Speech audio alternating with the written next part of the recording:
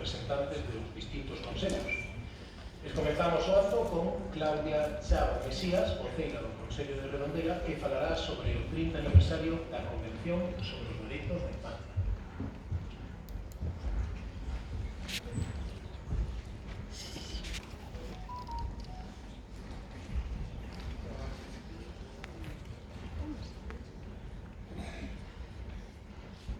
En 1959, Nacións Unidas aprobou unha declaración dos derechos do neno que incluía 10 principios, pero non era suficiente para proteger os dereitos da infancia, pois, legalmente, esta declaración non tiña carácter obligatorio. Por iso, en 1978, o goberno de Polonia presentoulle a Nacións Unidas a versión provisional dunha convención sobre os dereitos dos nenos e as nenas. Tras 10 anos de negociacións con gobernos de todo o mundo, líderes religiosos, organismos educativos, ONGs e outras institucións, logrouse aprobar o texto final da Convención sobre os Dereitos do Neno e a Nena un 20 de novembro de 1989, coa intención de que o seu cumprimento fose obligatorio para todos os países que a ratificasen. Por todo isto, o 20 de novembro celebrase en todo o mundo o Día Universal do Neno, que cada ano lembra a aprobación da Convención dos Dereitos do Neno hai exactamente 30 anos. Esta convención convertiuse en lei no 1990, despois de ser firmada por 20 países, entre eles España. Hoxe en día, a convención xa foi aceptada por case todos os países da Terra. Nesta lei recoñen os dereitos de todos os menores de 18 anos que deben expresarse nas políticas e nas leis de cada país, e nas actitudes que todos debemos manter para que cada neno e neno poida vivir con dignidade e desenvolverse. Os dereitos da infancia baséanse en 4 principios fundamentales. 1. A non discriminación por cor de pel, religión, procedencia ou ideas dos pais e nais. 2. Calquera decisión, lei ou política debe ter en conta o que é mellor para os nenos e as nenas. 3. Todos os nenos e nenas terán dereito a vivir, desenvolverse e acalar o seu máximo potencial na vida.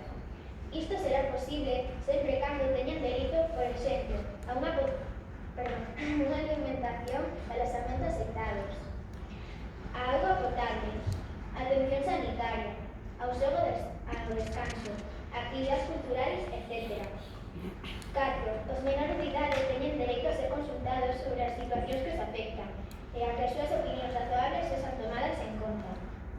Derivados destes 4 principios fundamentales, a Convención dos Dereitos dos Nenos e das Nenas vai desgranando ata 54 artigos entre os que se atopan: dereito á vida, á supervivencia e ao desenvolvemento, dereito a ter nome e nacionalidade, a ter unha familia e que non nos separen dela, liberdade de expresión, opinión, religión, pensamento, protección da intimidade, acceso a información, etc.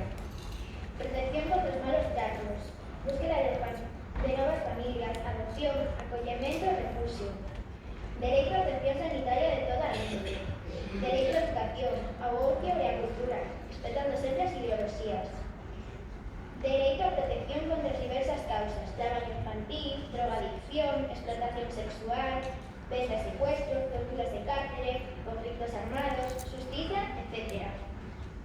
De todo isto falarán máis adiante os nosos compañeiros e compañeiras do resto dos consellos participantes. A Convención tamén inclúe un apartado no que se especifica que haberá organismos que vixian que todo isto se cumpra. Pero, por desgracia, sobre o papel, todos estes dereitos están estupendamente enumerados e incluso a maioría dos países do mundo contemplan actuacións para acadalos. Mais, naqueles con escasos recursos económicos, con conflictos ou incluso naqueles considerados ricos,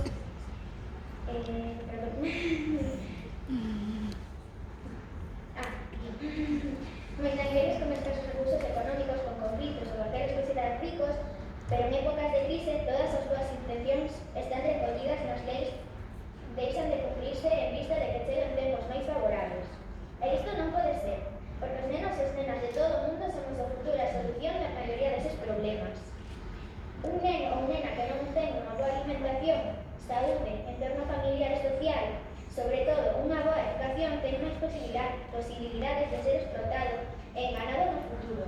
Isto impedirá que axuden aos seus países a sair do burato da pobreza, da guerra, da crise.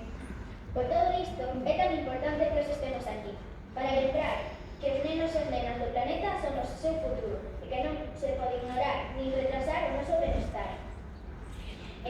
vivimos nun lugar do mundo privilexiado, temos que insistir para que se